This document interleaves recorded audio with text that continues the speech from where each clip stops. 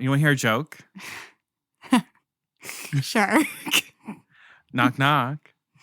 Who's there? 2 clowns. 2 clowns who? 2 clowns who said Bob Chapek would never get fired in last episode. Those words really did come right out of my mouth. I was like, ew, never happened. Woo!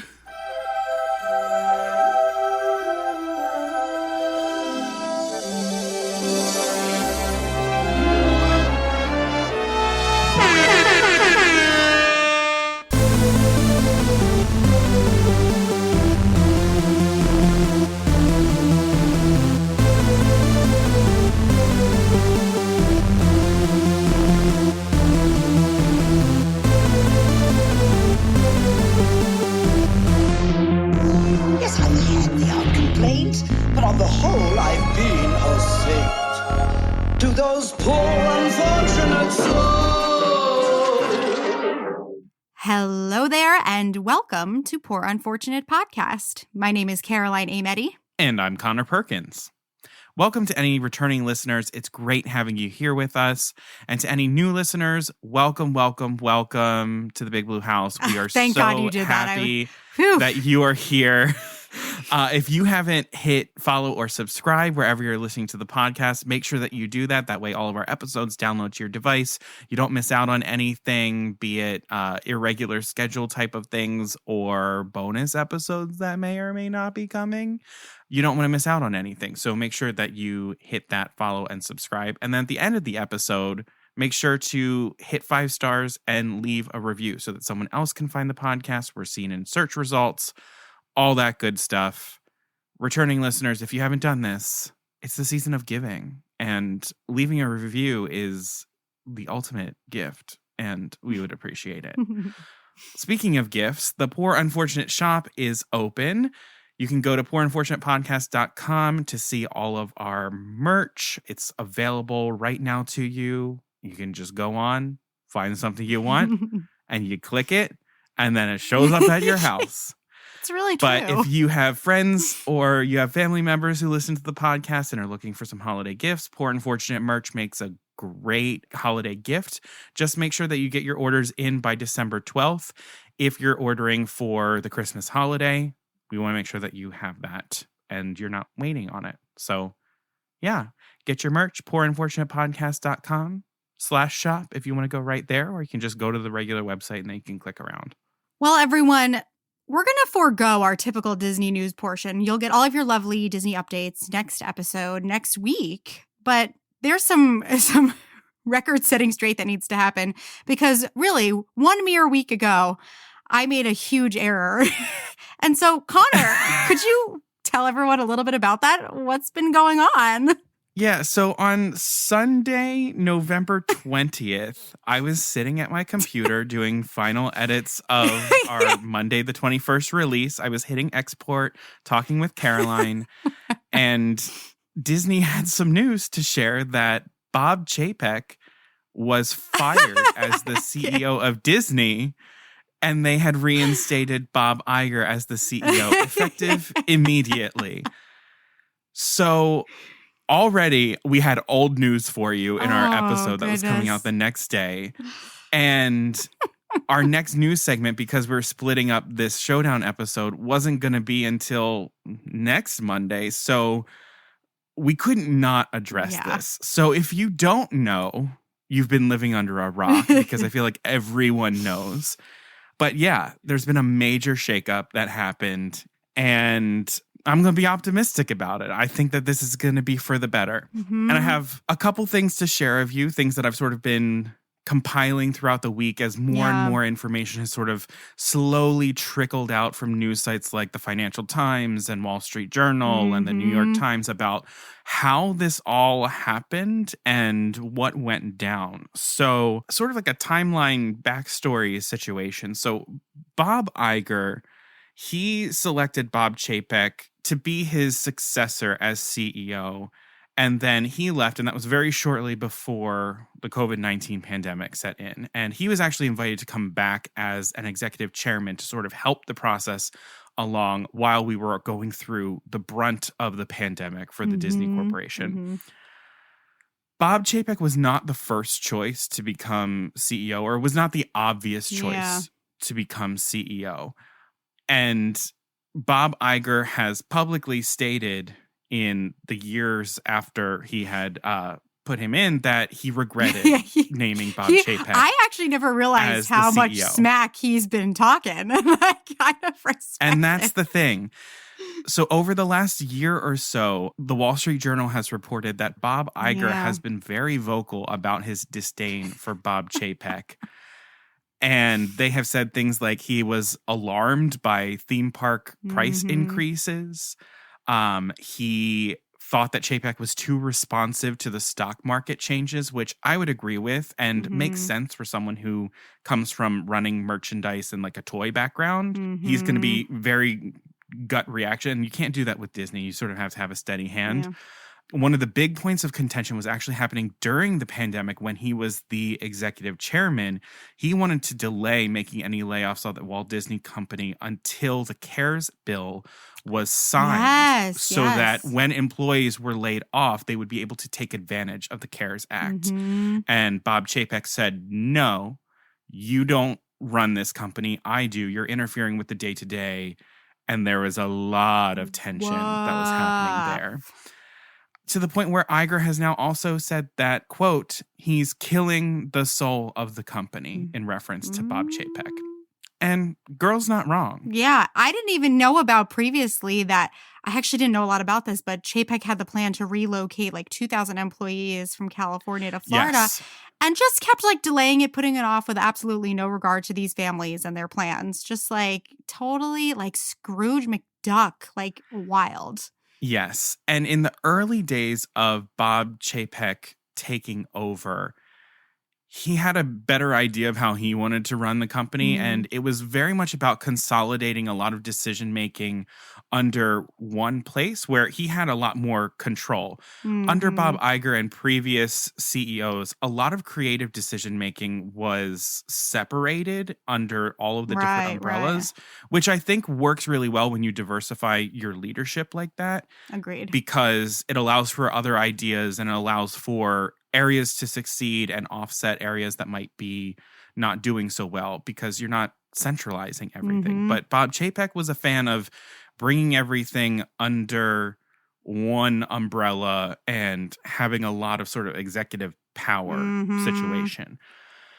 He also created this culture of cutthroatedness because in that process, there were a lot of people who were very loyal to Bob Iger and Bob Iger's vision for the company that he was pushing out to the sidelines, to the margins of the company, or getting rid of them outright. And people within the Walt Disney Company said that there was this sort of like culture shock and the whole spirit of the company started shifting a little bit in the way that things were being run, to the point where this past summer, a plan was hatched among senior executives at the Walt Disney Company of voicing every single concern that they had to the board of directors for the Walt Disney Company and making sure that it's pinned on the CEO, Bob Chapek, and coming from different members of the senior executives to the point where the board had actually re-upped Chapek's contract for another 3 years. And as things kept going and more information was coming in, they really weren't sure what they could do at that point. And eventually, the CFO was involved and they were making outright claims to the board. And when the earnings call happened at the beginning of November, it was sort of the last straw. And the board was sort of like, we really don't have any confidence in Chapek anymore between what the public is saying, between what's coming in from the top executives and the performance of the company overall. This is a no-go. And so at 3 p.m. on Friday, November 18th, Bob Iger was approached by board members asking him to return to the company. And then the entire deal was executed over that weekend. A press release went out at 10 p.m. on Sunday. Spicy. And Bob Chapek only found out that he was being fired moments before the press release went out on Sunday. And apparently it was literally just like, you're out. Our lawyers will call your lawyers, and that was it. Yeah. That was it. Also, people close to Chapek said that he was aware that there was this campaign, this sort of internal rebellion against him in the last couple weeks leading up to all of this. But he had no idea how quickly it was moving and how ready to strike it actually was. Same. Hence why I said what I said. Because I was like, if this kind of thing happens, it's going to be a slow burn. There's going to be a lot of announcements about him deciding to step down. And it was just lightning fast. So I didn't see it coming either. Yeah. So on the brighter end of everything, with Bob Iger returning, yes, Bob Iger is not a perfect CEO by any means. You're never going to have a perfect CEO of a company like that. It's just not going to happen. But for all of that, Bob Iger is someone who I consider having a great vision for the Disney company in that he can really even articulate one in a way that I think Bob Chapek was not able to do. Yeah. Bob Iger has given us things like Disney Plus, D23, gathering people together to reimagine Epcot in a way that acknowledges how Epcot was originally built and what it might need to become. Bob Iger secured the Pixar deal. He secured the Marvel deal, the Lucasfilm deal, the Fox deal. He really had a vision of what Disney could be. He brought technology into the parks. There's a lot of what we can attribute to Disney becoming a truly 21st century company to Bob Iger. And that's a vision that he has. And one of the things that is at the root of that vision is that he values creativity and thinks that creativity should be at the forefront. So much so that in this first week back, he committed to a restructuring of the company that, quote, puts creativity first. And just puts the financial decisions back in the hands. And we've talked about this all the time. We're like, the people who are making the creative decisions, especially when it comes to the parks, should have a much larger say in the financial decisions as well. That's such great news. Yes. So I'm really excited to see what happens. Bob Iger is going to be back for 2 years, and part of his duties is to appoint a new successor. So far, one of the few things that he's really outright failed at. Yeah, that's what I was reading about. I didn't really know how much he kind of dropped the ball on succession planning, especially knowing for a while that he was going to be leaving. He did drop the ball on that. Yeah. Yeah, and he passed over some people who were more ready and expecting, so much so that they kind of left the company when he passed over them. We'll see what happens. We've got a little ways to go there, and he's got quite a mountain of work ahead of him to undo a lot of what Chapek has done and rebuild trust. But hey, the Disney stock is looking a lot better from this, and there's a lot more people who have hope again, to the point where I cried thinking about my Disney trip coming up, because I know it's not going to be any different. Yeah. But now I know that it's not always going to be like this. Yes. I've heard whispers that one of the very first changes that might happen in the parks is that the park reservation system might be slashed. So yes, what I'm hearing is that we should expect to see them removed in January. Wowee. So wowee. Okay. Yeah. They're thinking that instead maybe putting a cap overall on tickets sold to the theme parks on any given day. Well. Which makes sense. What a thought.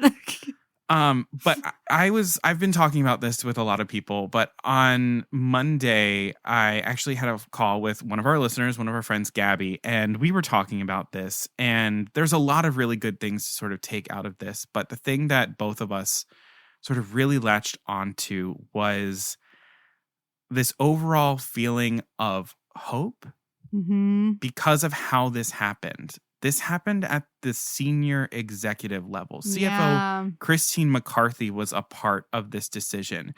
And it was people who we think of as those jaded top executives saying, no, this isn't the Disney company.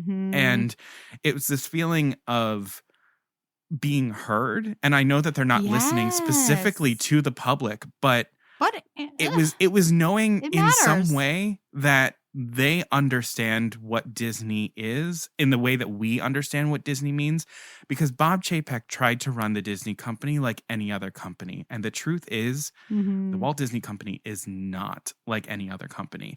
It has encouraged people to put hopes and dreams onto this company. It has become synonymous with the word magic in our everyday life. And that has more power than just an economic machine. People have been drawing parallels between the sense of ownership that the public has of the national park system in the same sense of ownership that the public has of the Disney company, just for what it means so personally to everyone. And that's something that for many companies is like, that's end goal. Yeah. And there's a price that comes with that, which is you have to be gentle, because this is now emotional. Yeah. And Bob Iger understood that. Yeah, exactly. Michael Eisner understood that. So many of the CEOs, as a CEO for the Disney company, you have to understand that. And you have to understand that Disney thrives when it's taking risks, when it's saying, we're going to do something that's never been done before. We're going to bring back the wonderful world of Disney. We're going to build Animal Kingdom Park. We're going to create a Disney streaming service and make Disney accessible to every single person. We're going to bring in Marvel and Star Wars and Pixar and put them all under our company. It requires a vision and it requires risk, and that's where the big payoff comes from. So I'm glad that we have someone at the helm who knows that.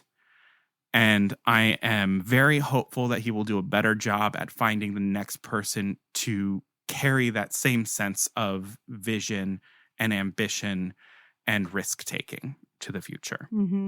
Yeah, that seems like the most important job that he has, honestly, more than anything else to do with the parks, more than anything to do with Disney Plus. It's setting up the future, because that's what he needs to come back and fix. That didn't quite go as well as it should have last time. So yeah, I'm just saying, anything else that anybody wants to happen, let me know, and I'll just say on the podcast that it will never happen. And then we'll be good. Well, I mean, I think this is kind of a first for us, because usually when we manifest something, it happens. Yeah, and this was the first time we got the opposite. But maybe it was because the truth of it was you wished I was wishing. Fired. I'm just caught. Yeah, Yes. I was just like, I'm just, the cynicism got me down. That's all it was. I was really wishing underneath it all. Yeah. The magic of the podcast heard it. Yeah, exactly. You wished upon a podcast. Honestly, like, I feel like this is almost going to be like, you get out of a crappy relationship and you're like, oh my gosh, what do I talk about now? I can't complain about this person anymore. I know. So there'll always be something, but there'll always be something. This is truly the end of an era, though. I know. We can just blame everything on Josh D'Amaro now. Yeah, there you go. Okay, so that's everything that we're going to talk about with Bob Iger, Bob Chapek. If you want to know more, there's so much news coming out about it every single day. By the time you hear this, it'll probably be different. We'll probably hear some other bombshell things. Yeah. So, the news is out there. This is just a little taste of all of it. Yeah. But we're going to get into our episode, which this is actually a continuation. This is part 2 of our Showdown, where we are taking the Broadway cast recordings of The Little Mermaid and Frozen, pitting them against each other to see which one comes out on top. So last episode, we covered The Little Mermaid. We did background information and our full analysis of the Little Mermaid cast recording. This episode, we're going to do our analysis of the Frozen cast recording, as well as our final thoughts on the two of them together. So if you haven't listened to our previous episode, season 3, episode 6, if you haven't listened to the Broadway cast recordings of The Little Mermaid or Frozen, I'm going to take a moment right now so that you can go ahead, catch up on those things, and we'll meet you when you get back. And welcome back. Now, let's pick up where we left off, moving from The Little Mermaid to Frozen. I will say, I went from a album that I had listened to so much as a young person, because as I was really, really gung-ho on musical theater and falling in love with it, this is the Disney on Broadway show that came out. So that's why I know, right? I think I latched onto it so hard. I did too. And listened to it so many times. Whereas Frozen, even though I love Frozen, even though I auditioned for the show, I actually never listened to the cast album until this moment. That's interesting. I would play it a lot for the kids that I was nannying back in 2019. We listened to it every day. So it's interesting. Yeah. Connor, why don't you kick us off by giving us a little bit of background information on Frozen, the Broadway musical? So Frozen, they had their pre-Broadway run from August 17th, 2017 to October 1st, 2017 at the Buell Theater, also in Denver, Colorado. They opened on Broadway. Previews began on February 22nd, 2018, and opening night was March 22nd, 2018 at the St. James Theater, which is not one of Disney's theaters that they own. Fun fact. It closed on Broadway on March 11th, 2020 as part of the Broadway shutdown from COVID-19. And on May 14th, 2020, Disney announced that it would not reopen on Broadway. I don't know if you're someone who's been listening to the podcast, you probably remember that day that we made that announcement. It was really, really unfortunate. But some of the creative team, the director was Michael Grandage. The book is by Jennifer Lee, who co-wrote and co-directed the film. The music and lyrics are by Bobby Lopez and Kristen Anderson Lopez, who did the music for the film. Some other people that we've got, Rob Ashford is the choreographer. Christopher Oram is the scenic and costume designer. Natasha Katz is the lighting designer. Peter Hylenski is the sound designer. Finn Ross is the video designer. Michael Curry is the puppet designer and won a Drama Desk Award for the puppets. We've got Jeremy Chernick, who is doing the special effects. And then my favorite people here, we have Dave Metzger doing the orchestrations and Stephen Oremus as the musical supervisor and the arrangements. And if you don't know Stephen Oremus has been doing orchestrations, arrangements, music supervision, music direction for shows such as, Wicked, Avenue Q, Kinky Boots, and he conducted the film score for both Frozen and Frozen 2. So one of the really cool things about Frozen the musical is there's a lot of people who worked on the movie who are back working on the show. Fun thing to note. They were nominated for 3 Tony Awards, including Best Musical, Best Book of a Musical, and Best Original Score, Music and Lyrics written for theater. Didn't win any of those. Jelani Aladdin, who plays Kristoff, he was nominated for a Drama Desk Award.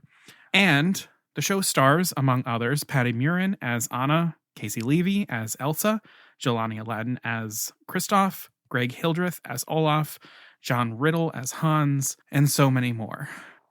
In terms of the plot, it's very interesting. I haven't seen the show.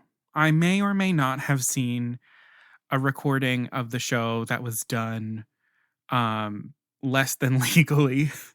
And oh, you mean you watched a slime tutorial? I watched a slime tutorial, and I also read the script when I had auditioned for it. So from what I remember and from what I'm seeing there, a lot of Frozen has not changed. All the major plot points are more or less the same. So if you've seen Frozen, you know what's happening in the show. There are a couple changes from there. I mean, there's no marshmallow in the stage production. The trolls are replaced by the humanoid hidden folk, which are from a Scandinavian folklore. They're much more, human. It actually really works, I think. The biggest change of the show, though, is really the fact that we're zeroing in particularly on the psyches, trauma, and healing of Anna and Elsa. It's much more into their psychological realm and everything like that, figuring out what's really going on with that. In fact, about 30% of the show was actually rewritten between Denver and Broadway to focus even more in on what is happening inside Elsa, what's happening inside Anna, especially because they wanted to amp up the more adult parts of the show because, funnily enough, the statistic is that 70% of the people who go see a Disney on Broadway show are adults without children. Yeah. So they knew that coming to Broadway and were trying to find ways to make it even more engaging for that demographic, which is really, really smart. And I think one of the reasons why it played more performances than something like Little Mermaid did. Mm-hmm. The original Broadway cast recording was released on May 11th, 2018 digitally. June 8th, 2018 physically, and there were 4 singles that were released in February 2018 to show off some of the new music, and those were Monster, What Do You Know About Love, Dangerous to Dream, and True Love. Some other notes about the actual cast recording itself. The For the First Time in Forever reprise that is on the cast album, that was replaced in the show in 2020 for a new song called I Can't Lose You, and that has not been recorded or released. However, if you might see a slime tutorial, you might hear that song. I think I want to say the actresses also performed it on a morning show of some kind, so you can see them do it on YouTube too. Sure. A more legal version of that. The cast album also includes a bonus song that was cut from the show called When Things Fall Apart. And another thing, it's a huge asset to this score. The show itself had a 21-piece orchestra, which is amazing. That orchestra was actually expanded to 44 pieces for the recording with 22 strings total, and you can hear it, baby. I know, but give it to me every day on Broadway too. You absolutely can. So that's what I got about Frozen. Oh my God. Okay. Yeah, this is interesting. So Connor didn't get to this. These aren't two of the Disney on Broadway shows that he's seen. I have not. And I was lucky enough to see both of these. So obviously, the Little Mermaid was a bit ago now. So I was in high school, but I saw that when I was in high school, and I got to see Frozen. That was 2000. I think that was 2019. Yeah. Yeah. So, I was holding off because Patty, Miriam, and Casey had left by the time I was like, oh, I'm going to do 2-for-1 Broadway week. Blah, blah, blah. That's how I saw it was 2-for-1 Broadway week. Yeah. They had left, and I was like, oh, darn. And then they had announced that Ciara Renee was coming in, and I was like, okay, I'm just going to hold off, and I'm going to see it with Ciara Renee, which was one of the most tragic things that happened because I know. There are a very select few people who got to see Ciara Renee and that brand new cast that they did so much promotional work. That it's insanely talented cast. Yeah, it was Mackenzie Kurtz. She was on it. It was her Broadway debut. Ryan McCartan as Hans, like just uber talented. And there were very few performances that they got to play before everything shut down for COVID. And then they never got it. It's just very unfortunate. But there are some slime tutorials that you might see on the U of Tubes that can give you a glimpse at those performances because they're very, very special. Indeed. Okay, great. So now that we've covered some of the background information on Frozen, let's dive into our analysis. And just a reminder, we're looking at these cast recordings through two different lenses. One, the music that was adapted from the original film, and two, the new music that was written for the Broadway show. Positives and negatives within both of them. So let's go through the music that was adapted from the film. Let's do our positive and negatives. Then first thing I am going to say is, goddamn, this orchestra sounds so fucking good. This is not the typical orchestra you hear on a cast recording. Mm-hmm. And God bless them for getting all of those additional instruments. They ended up having 22 string instruments for this recording. And that's correct. That's correct. Yeah. So positives. We kept Walia, and it sounds fucking badass and awesome and straight up made me cry listening like I heard it for the first time. I know. I mean, I'm reading what I was typing. Oh my God, I'm crying as I write this. And then the fact that they used Walia and Do You Want to Build a Snowman to lead us into a brand new prologue song.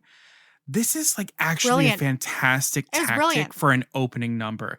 Take part of the score, Walia, a song that people love, Do You Want to Build a Snowman, and new music, Let the Sun Shine On.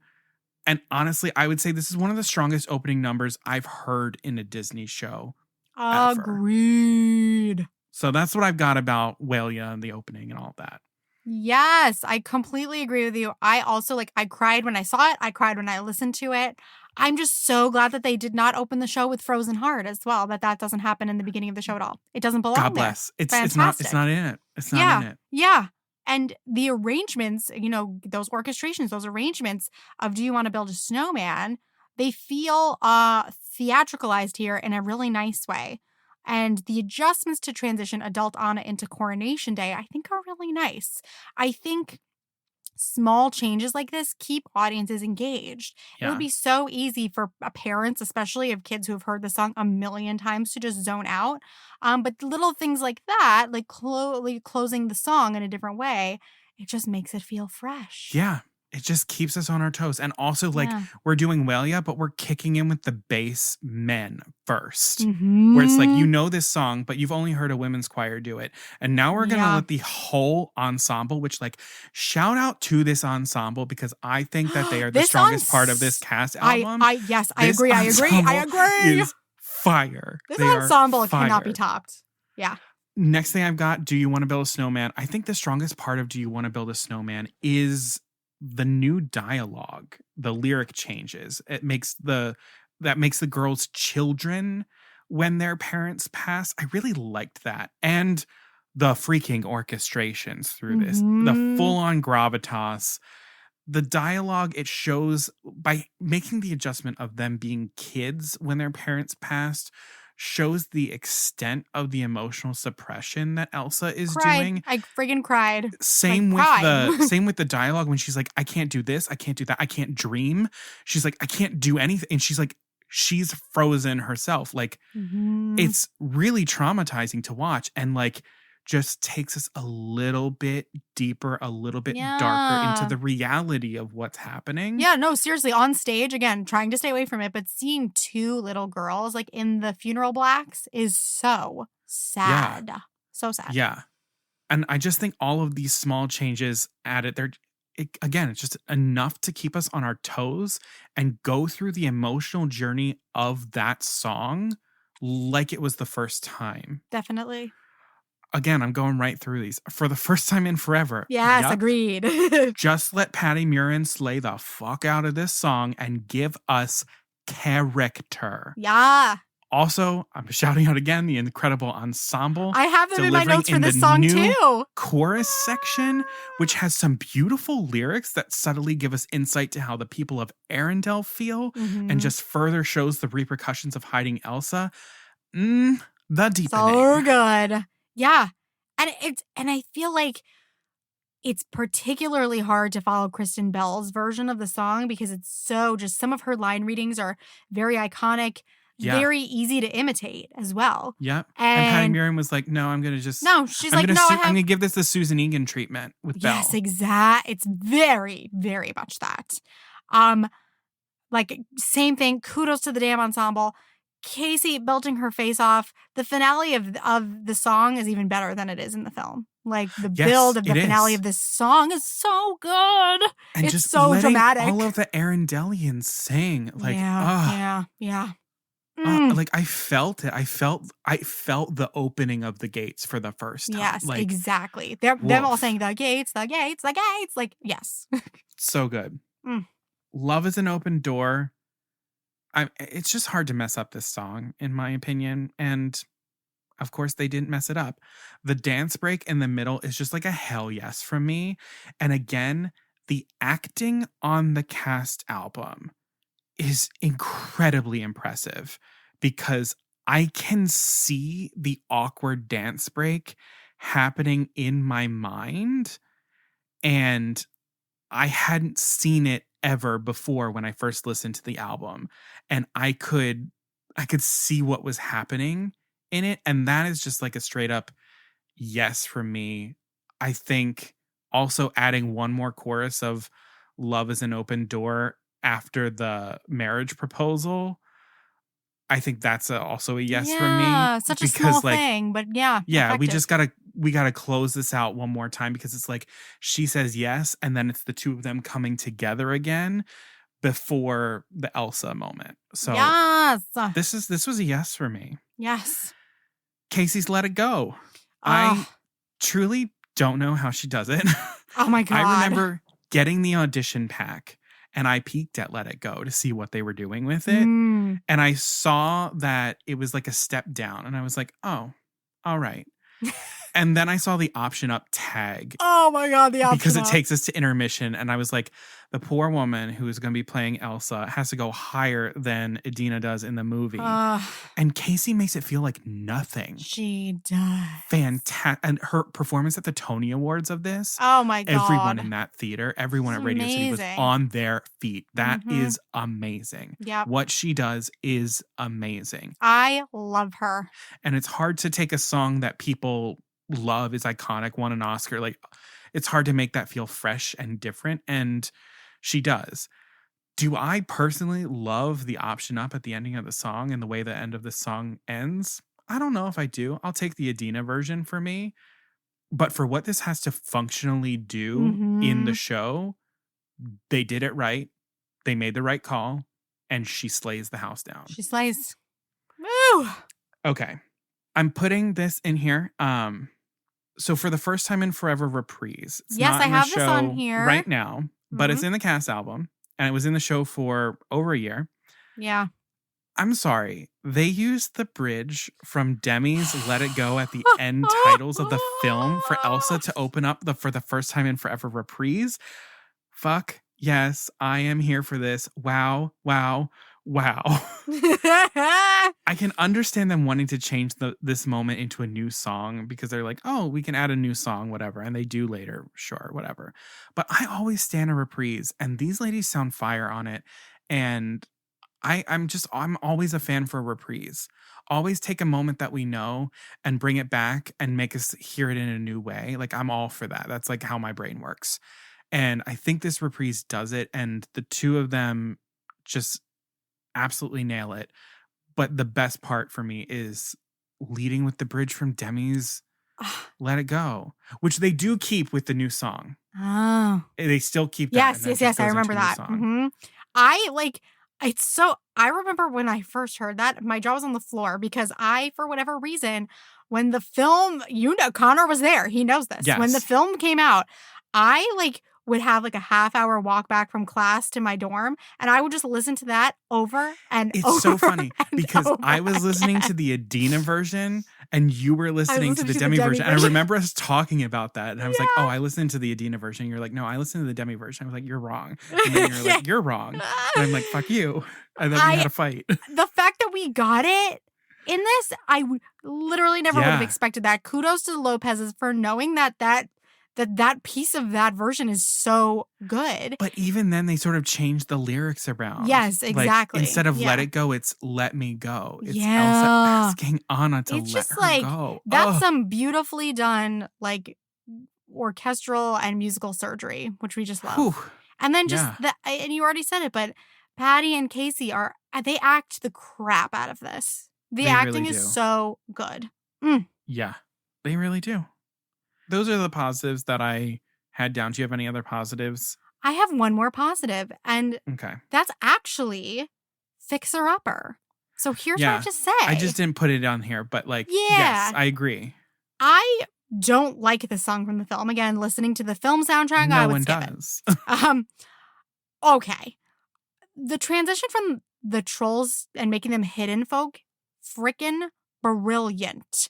Oh my gosh. Sorry, side note. But when you see the show, when the hidden folk come to heal Anna after she has been struck by Elsa's magic, first of all, the queen singing to call them. The queen is one of the hidden folk. Oh my, yeah, she is. And she sings to call them.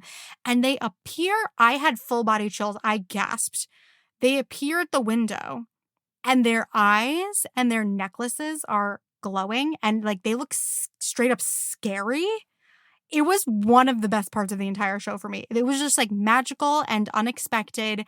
And they're just so much more compelling than rock trolls. Mm-hmm. And because these characters are so much more grounded, I actually enjoy this song. It's not as annoying. Would I still willingly switch it for a new song, even more tailored to the hidden folk in some way? Definitely.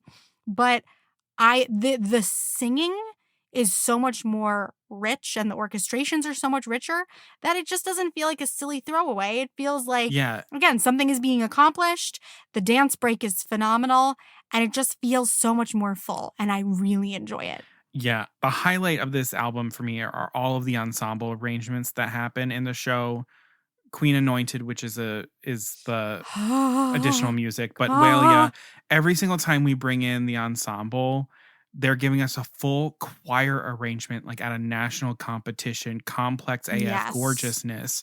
It's a joy to listen to this ensemble. I didn't think I would ever have a version of Fixer Upper on the positive side of it, but it sounds so Fixer rich. Upper is on the positive side. They improved it. Yeah. And I think the only reason that they improved it, because they didn't really change much, is this ensemble and the orchestrations. They just like slowed it down a little bit.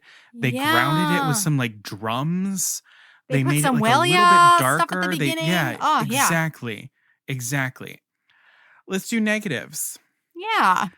So my negative is I don't think we need to end Act 2, the end of the show. I don't think the finale needs to be with Let It Go.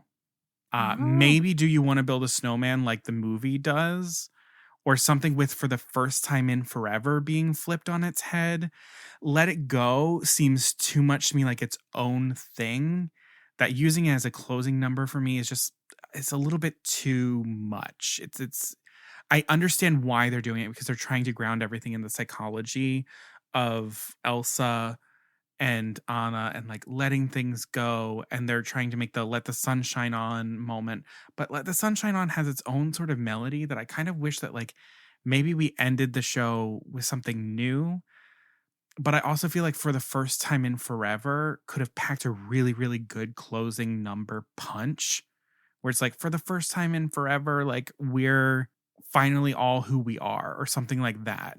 Because now we're ending Act 1 and Act 2 with essentially the same song. Oh, I like it. I feel like for some reason, I don't like it.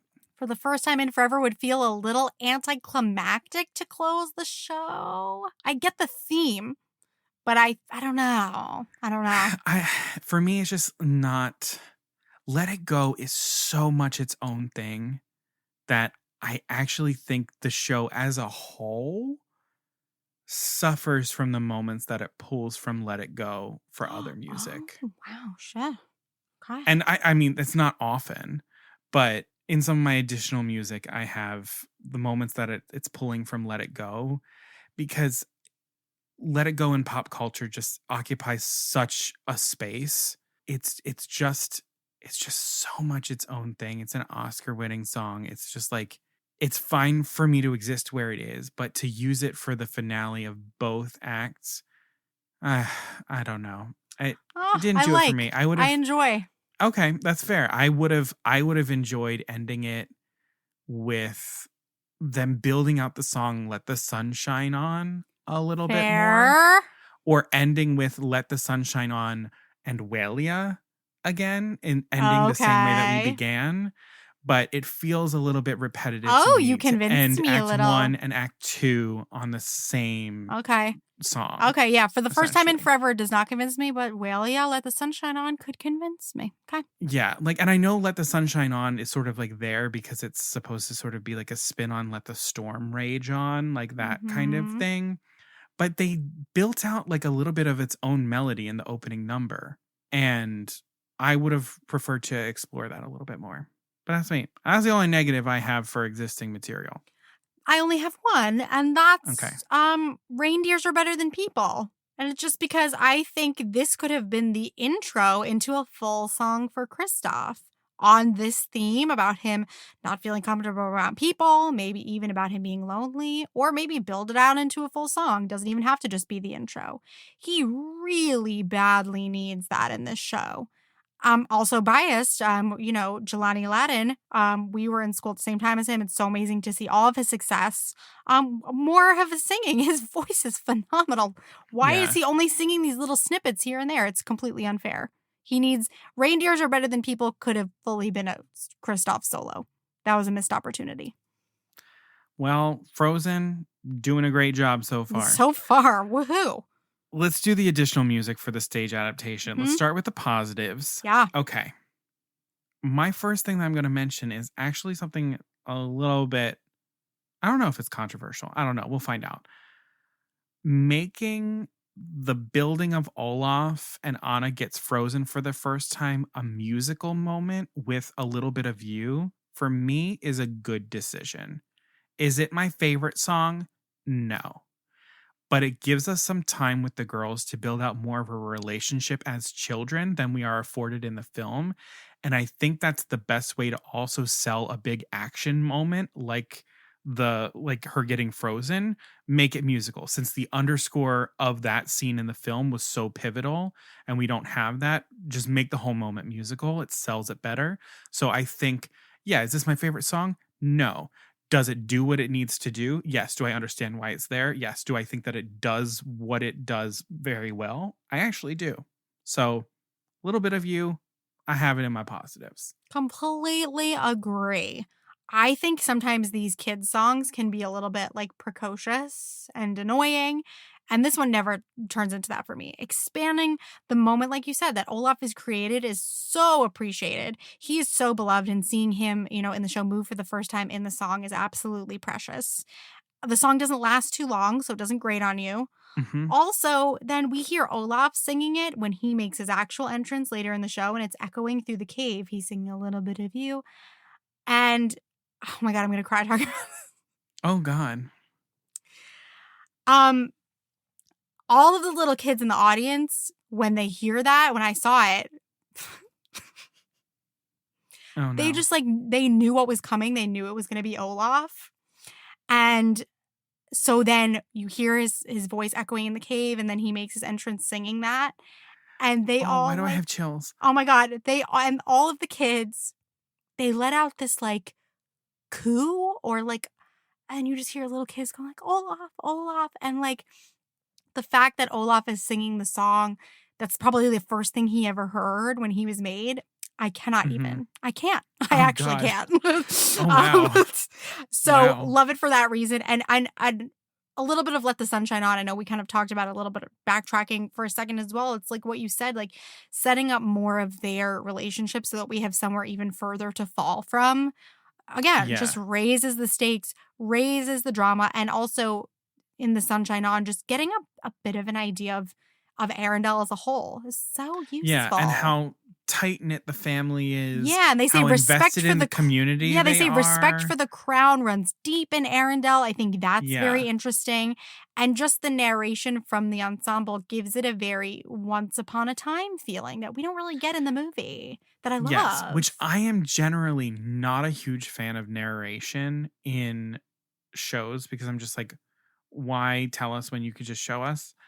But I This love narration in it. Let the Sun Shine On worked. Yeah. Yes. Yeah. Yes, it just works. It worked for me. And because it wasn't chills. like pandering narration. It was sophisticated. It's Like they were epic. like It's they like were we have telling something an epic to tell story. you. Yeah. Yeah. Mm-hmm. Yeah. Yes. My next moment, do you have Queen Anointed on Of course in here? I do. Okay. I didn't build out a whole moment with Queen Anointed because I sort of mentioned it, but Okay. I'm going to afford a moment right now for Queen Yes. Anointed, which is just give us an a cappella gorgeous moment with this ensemble. Like such a gift to take that moment and just like make it even bigger than it is. Make it an active part of the entire cast. Everyone is participating in Queen Elsa's coronation so that it makes sense why it is affecting everyone so personally when all of the events that happen later happen. Yeah, and it just makes it feel so much more realistic because in a coronation, like people probably sang something just like that at a real coronation. So it just grounds the whole thing in this like pseudo like historical reality that when she's picking up the, the scepter later, it just feels so real and like so based in reality. It's wonderful. It's like they took that moment in the film of the like choir in like the upper balcony of like and the stave just church exploded it. and just were like, what if we just took that and just made that huge and made that a number? And I was like, yeah, that makes sense. Yeah, that's a perfect thing to do. And this just standing alone just sounds like pure, like a sophisticated non-Disney Broadway Choirs show. could compete with it. Yeah. Choirs oh my God, yes. All right, here we go. Dangerous to Dream. Positive for me. It is a stunning insight into Elsa that we do not really get in the film. And having heard it, I miss it in the film.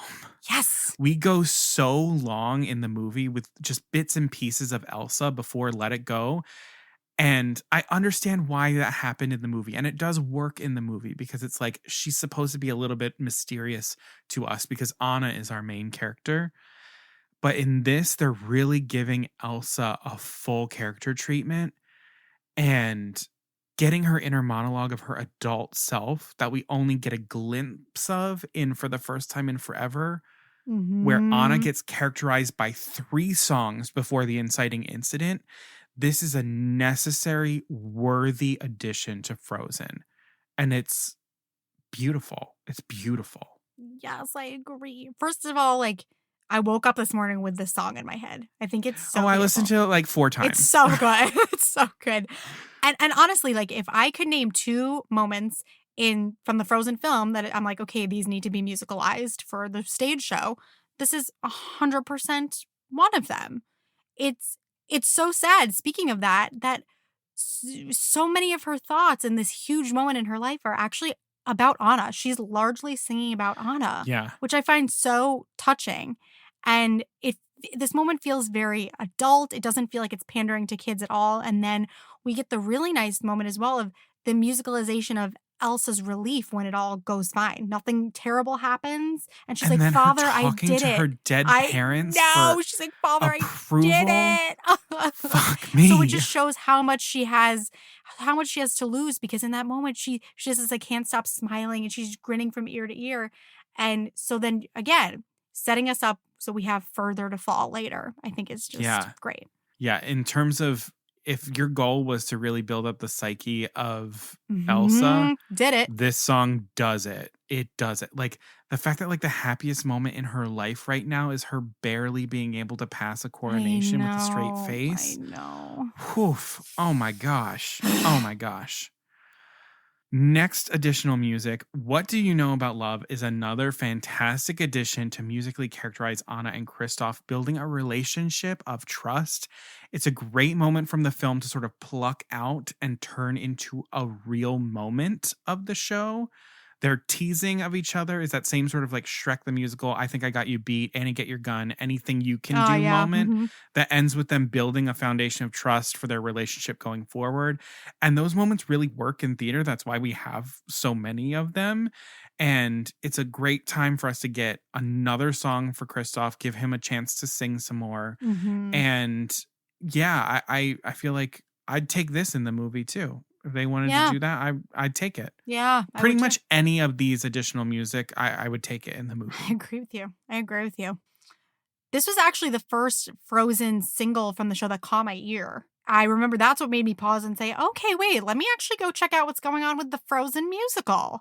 It's catchy as all hell. And I will say I don't love some of the more heavy-handed lyrics where Anna and Kristoff draw these metaphors about what love is. But I enjoy the energy, and I think the duet between the two of them should definitely have this kind of vibe.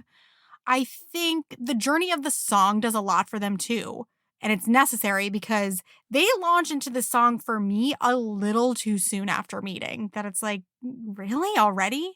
But the song does move their relationship forward in a very short amount of time, and we need to move them along. So for that reason, it's good. Yeah, we need to move fast. And also it's something that in the movie, we were able to have them start building their relationship around the wolf chase and the sled destruction. Yeah, right. True. And we're not doing that in the show. So we need to do something else. And so we're having them cross a bridge and he nearly dies. And like that sort of thing. I feel like I have to recuse myself from talking about Hugo because of my association with it. That being said, if I have to contribute anything to that conversation, I think it works in bringing you back from intermission and putting you right back into the musical world of Frozen, keeping it light, giving you strong ensemble work, expanding on a fan favorite of Oaken. We're doing direct address to the audience because what happens in that intermission moment is like the house lights are still on. Oaken comes out and he's actually interacting with the audience. Yeah. And as the song progresses, the house lights come down and we're back from intermission. So it functions in a really, really cool way in terms of like musical theater in general. And for that, I like it. And it just delivers on stage. And definitely a lot of that has to do with the staging is absolutely phenomenal. It's hilarious. And up-tempo Act 2 openers that aren't actually big and fun and funny are just irritating. And this one just fully delivers on the comedy. It is laugh out loud funny. The whole family comes out of the sauna basically naked with fig leaves, parades around the stage, goes back into the sauna. He shuts the door and it's silent on the stage.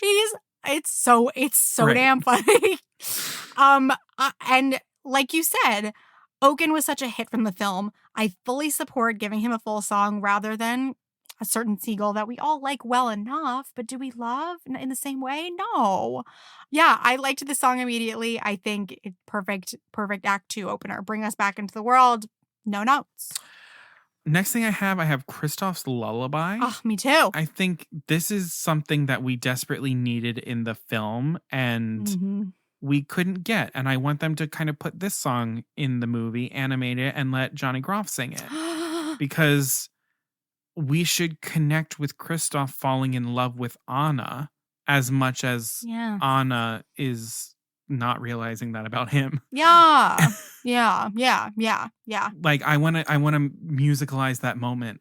Him with Sven in the woods. I love the underscoring in the film from Christoph Beck in that moment. I that moment being musicalized of Christoph sort of admitting his feelings for Anna. I want that. And I'm glad that we got it here. Yeah. And I love these. Like, I love taking the lullaby approach, first of all. Great call. And just these soft romantic songs from the male leads, just like more. Please give me more of this. Yeah. Also, the soft guitar flowing underneath is so perfectly Kristoff. It is very much living in the same world as Reindeers Are Better Than People, except it's a love song, but in that world. And they've just really nailed the world that Kristoff's sound lives in. Now just give us a full-length song with this guitar-y, rustic sound. That's it. This was beautiful. Yes, and it could be like this contemplative sort of thing. Like, I don't need a her voice moment from Kristoff. No. Yeah, this is perfect. Quieter. Yeah. Next positive I have is Monster. Yeah, I know. Me too. Are we the worst? We're just like, yes. I know. Yes. This comes in exactly when we need it. We needed a more ominous song since we don't get a true villain song in this show. And to delve into the moment when Elsa is alone in her palace, growing those dangerous ice shards and taking that as our villain moment, villain song is the right choice because the song is actually a really unique take on a villain song. The more I think about it, it's this like psychological profile villain song on a character who thinks they're the villain, but actually isn't. It's complicated and it's different, and the music reflects that. It's this grittier, edgier moment and has Elsa grappling with the possibility of her death. And it's just a real asset to the show in making it more adult, and the battle within the two princesses, how much Elsa doesn't know about her own power, like the contemplation of like, if I die, does that end this or does that make it worse? What do I have? Like, what do I do right now? It's really fantastic. And it's the closest thing we get to a villain song. And it's sung by someone who's not the villain. Yeah. Which is so cool. Yeah. And what we don't get to hear on the cast recording is in the show around, the opening, I'll call it, after Elsa has struck Anna, the hidden folk arrive. Pabby asks young Elsa to tell him what she sees in the future. And she sings about how she sees everyone looking at her like she's a monster. Yeah. She says it in just the same way. So having it come back is so good. And the task ahead of the Lopez's, giving Elsa something to match Let It Go, is not easy. So if Let It Go is defying gravity, this is a pretty damn good match for No Good Deed. And it's almost the anti-No Good Deed, because Elsa uses the song to decide she will fix things and not become the monster that everyone expects her to be, while Elphaba's like, screw it, I am the monster. I'm really the monster. I don't care. Yeah. I love it. I'll burn it all down. Yeah. Whatever. Yeah. And then my last positive I have on here is True Love. And this might be one of the best songs in the show.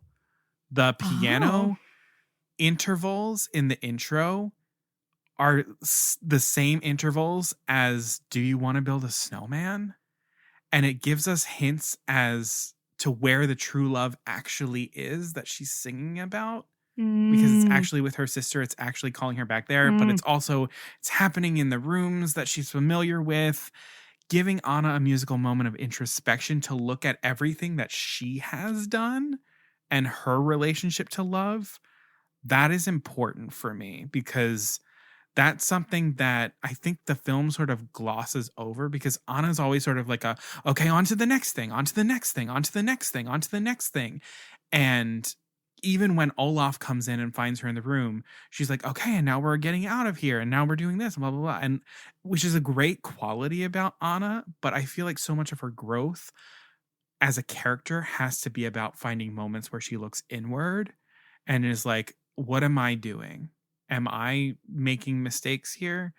And that's what true love is. It's that moment of introspection that still ends with her being like, but I can't help myself. I'm still going to try, like that sort of thing. And I love that.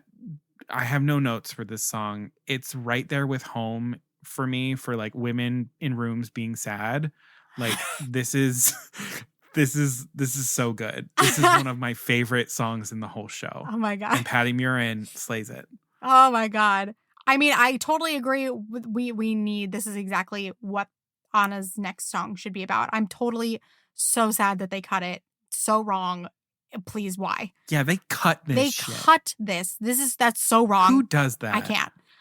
And I definitely enjoy that this song, like you were saying, she's in a more broken place. It's more introspective.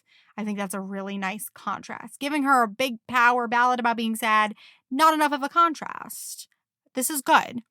But there isn't enough of an arc in this song. I don't think it should have gotten cut. But it doesn't, even in that like very introspective, broken place. Like, for example, The Next Right Thing does this perfectly. This doesn't hit it as well as The Next Right Thing does because... Well, it's because The Next Right Thing was written after the song. Right. Like, this is the precursor to The Next Right Thing. Yeah, it doesn't build to a satisfying place, and there isn't an arc musically or dramatically. It lives in the same place tonally and melodically.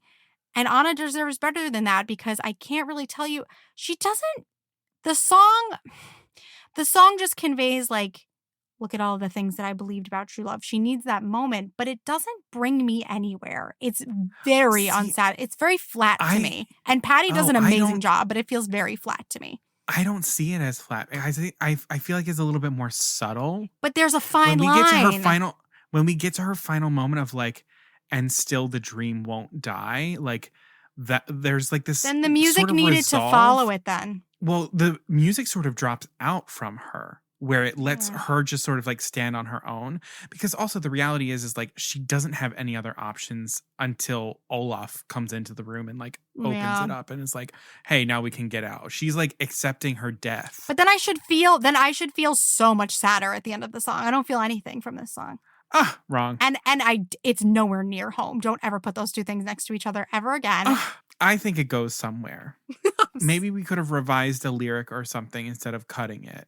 Just revise the song. Revise the song. Still call it True Love. Keep the theme. I think the melody is beautiful. I love the bum bum bum bum. That's the same as the bum bum bum bum bum bum bum bum bum bum. It's the same. Do you want to build? But it doesn't make me feel anything. Well, you're heartless. So I have a frozen heart. All right, let's move on to our negatives since we're already sort of edging that. Okay. I love that Hans has a song and it's a nice melody, but I just wish it was a bit more creative. Same. Instead of just restating all of the dialogue from the movie that we learned from Hans about his backstory, just sort of like stuffed into one thing. Yeah. The reprise is a bit better for me, and the melody makes more sense with the sort of anthem for Hans and like the beginnings of his rallying the kingdom behind him and not the sisters. I just don't know if there isn't something else we can do. It's tough because you have to have a surprise turn at the end with him that you can't give away.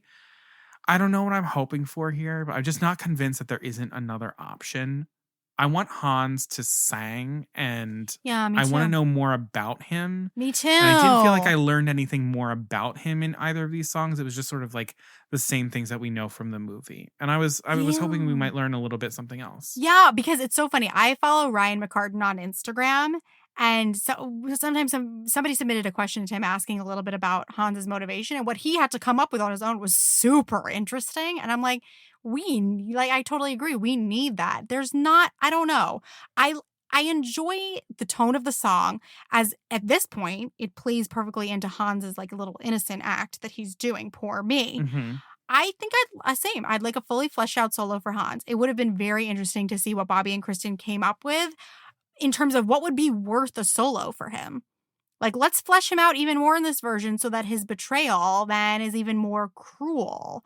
Like, he's just still feels a little blurry around the edges for me. Yeah, or like, does he have a solo song after the reveal? Yeah, or does he maybe. have a solo song during the reveal? Yeah, that could definitely.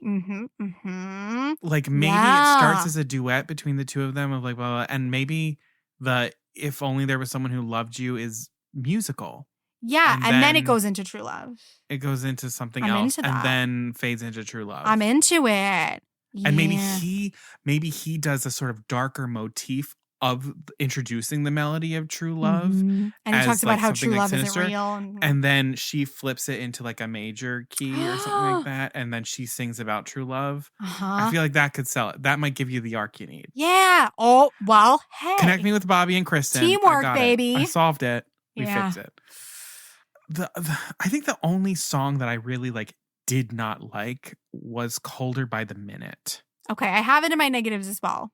Let me hear what you have to say. It just feels like we are taking too many musical themes and trying to make them all work together. And I'm not 100% sure that they do. And like, I know we're trying to reintroduce the ensemble narration that we had in the beginning to help us like reach to the end. It's not terrible. We also have to do that because the way the blizzard is sort of they literally make the blizzard. They make her freeze. We need them. the ensemble is the blizzard and like are connecting her. So it's like, I get why we're doing it. I feel like it's the example of the narration that I don't like, of a lot of telling and not showing. I would, and maybe this is me again, in the same way Prince Eric, I would have rather do a full-on heavy underscore to all of this and let the actors I'm with you on cursed that. child kind of moment this. Yeah. I don't think we need all of this narration to reach the climax of the show. I think honestly in the closing number we could introduce the narration again and we'd be like, oh yeah, all right, that's fine, whatever. Yeah. It's just it's a bit funky for me. I mean, for me it starts There's out a lot happening. Yeah, it starts out so well for me because I like having the beginning of it. We finally put in Frozen Heart. I'm like, oh, yes. I was like, put it in here. I think that this should have been a fully built out Frozen Heart song. It could have just been called Frozen Heart. And the ensemble could sing about everything they think about Elsa and what they think she's going to do. They start rumors that her heart is frozen. Then Anna can sing a counter about how her heart is literally freezing. This just feels like kind of what you were saying, an early version of this moment. Yes, it feels like a draft. Yeah.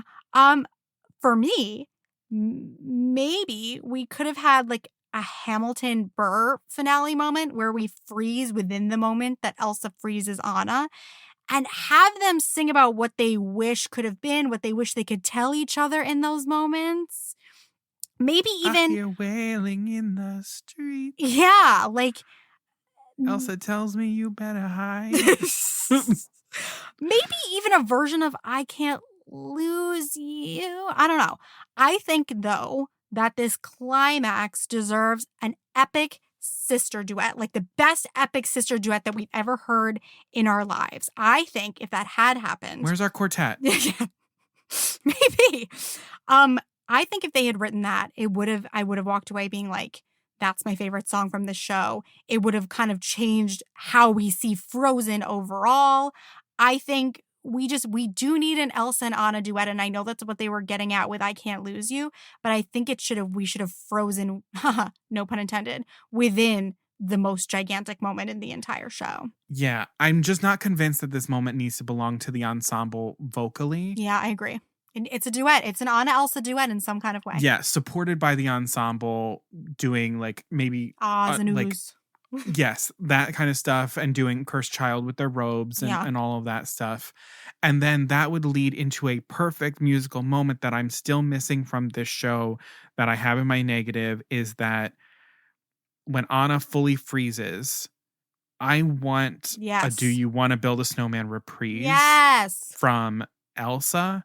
In the musical, she does have like a musical sort of moment in this, but I want it specifically, do you want to build a snowman? Yeah. I want it to be her answering the door that has been knocked on for so many years of her life. And I want her acknowledging that. So like, that's my thing. Yeah. But all in all, those are my negatives. good bones, good Yeah, ass man. bones to Yeah. this thing. Like if we're like getting nitpicky like this and fixing it in the duration of this podcast, like we're in a good place. All right, so let's do our overall thoughts. I actually don't have many bad things to say about this album, with the exception of one dud at the end. The show capitalizes on what works, and every new addition feels meaningful and earned. Everything is a touch darker, a tad more serious, and a bit more complex than the film that we know. But all the while, the music feels very clear. The orchestra benefits from this clarity with terrific orchestrations and arrangements. We understand the hierarchy of the orchestra. We bring in the piano hard to land those simple moments that need to land hard and give us emotion. And then this gives us the emotional depth and complexity. We have places to go, and the orchestra is doing something on its own that is very much in support of what's happening. In general, I think another of the major strengths are some of the new lyrics and dialogue throughout the adaptation and the additional music. It's all very much in the voices of these characters. That's what sells A Little Bit of You for me. The dialogue between those girls, the like mentions of like her butt and like things like that. It is in the voices of those characters. And that can be attributed to having Jennifer Lee as the book writer. Additionally, they are choosing all of the right moments of the film that can be afforded to sit for a little longer or tease out into something musical. It's impressively well done and such a benefit of having so many of the film's creative team working on the stage musical. In all probability, we are experiencing moments and deepening that was on their radar from the original film that they couldn't include because of the nature of their medium. All in all, there is a taste and sophistication level with this show that is much more exciting to me. And frankly, I was surprised to find. I can feel that we are doing something different and deeper that is grounded in the story rather than trying to spin out something new just for fun or because we know people want to see it. They made a cash grab with Frozen the musical, but they turned that cash grab into something actually artistic. I just think this cast recording, like we said, it just does so much of what I want a stage adaptation to do. It raises the stakes, it adds sophistication, it adds context. I definitely want more songs or at least one fleshed out solo each for Kristoff and Hans, but I sort of said that about Little Mermaid too, and I know these shows can't go on forever. They also need balances of up-tempos and ballads and all of those things. The additions to the score feel very much like they live in the same world. They're extremely cohesive. I will say it's interesting. There isn't exactly a new song that I am fully obsessed with and now cannot imagine Frozen without. I could definitely see them in the film for sure. Oh, Dangerous to Dream is sort of that moment. Yeah, actually, yeah. I'm thinking like, I guess you're right. It probably is Dangerous to Dream. I just always keep coming back to If I Can't Love Her from Beauty and the Beast. Like that changed the flipping game for me. Home is that way too. Yeah. Is the one thing that I'm missing just that big epic sister duet to just clinch it all? I think it's very possible. But I think this speaks to how good the additional music is in the show. I want to hear more from this world that feels like it's just in there, it's cohesive, it's interesting, and I want more from it. And I think that at the end of the day kind of says everything. And it's interesting. I went into this episode thinking that these were two great cast recordings to pit against each other because I was like, I love them both. There's lots of different things going on. But there's a pretty clear winner for me. Yeah, for me, I went into this and I was like, I don't know Frozen, but it's got some competition because from what I remember of Little Mermaid, that shit had some bangers to it. Yeah. And I think it's because I just hold her voice so high in my And I think it's also just the age we were when it came out. We were so susceptible and just like looking for that. And yeah. I was knocked off my feet listening to this cast recording. I cannot tell you the last time a cast recording like made me well up in tears in the opening number. No, the opening of this, I can't explain it. It makes me cry every single time. It's really interesting. Like, yeah. Yeah. I mean, not to mention the fact that I also think about all of the ensemble members and all of the cast of that show that never got to really. I know. They got cast in that show and they never really got to do it. But I know. I thought that this was an evenly matched one, and it turned out to be like no contest. It's Frozen. Frozen's the winner of this showdown. Yeah. And honestly, I think it could have come back on the other side of the COVID shutdown, and I still think that they would be doing well. I know. Really it do. is such a damn shame. Oh, my God. Fortunately, the tour is happening, so they did launch right into a tour, so more people can get to see Frozen. But I just think that Frozen deserves to finish its run on Broadway out the right way. I know. I agree. Not on a technicality.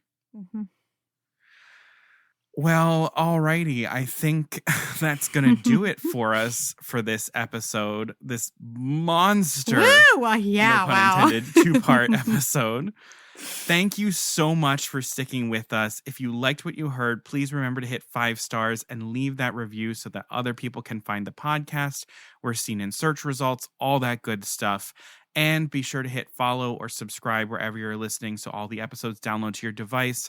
You don't miss out on anything. You're always up to date with any new content we have, bonus or otherwise. And please follow us on social media. We are at Poor Unfortunate Podcast on Instagram and Facebook, and at Unfortunate Pod on Twitter. We'll see what happens with Twitter, but check it out while you still can.